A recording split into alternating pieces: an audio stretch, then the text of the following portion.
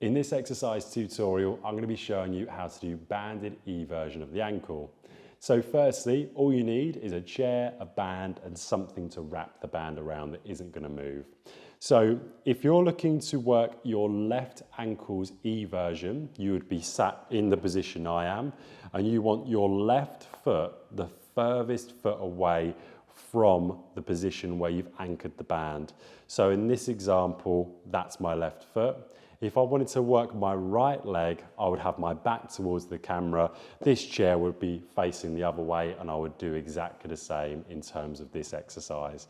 What we're going to do is we're going to wrap this band around the foot, but specifically just underneath the pinky toe.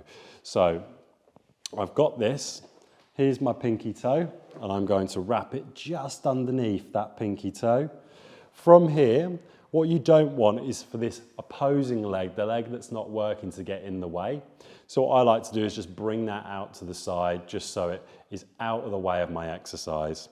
From here, I've got the foot pointing directly forwards, and I've got my hand around my knee, so it's not going to assist with the motion and the movement. So from here, what I'm going to do is I'm going to bring my toes and my forefoot off the floor. Just my heel is in contact with the floor.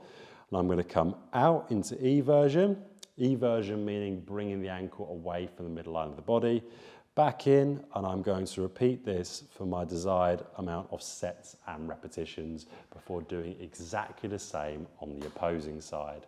That's how to do banded eversion of the ankle.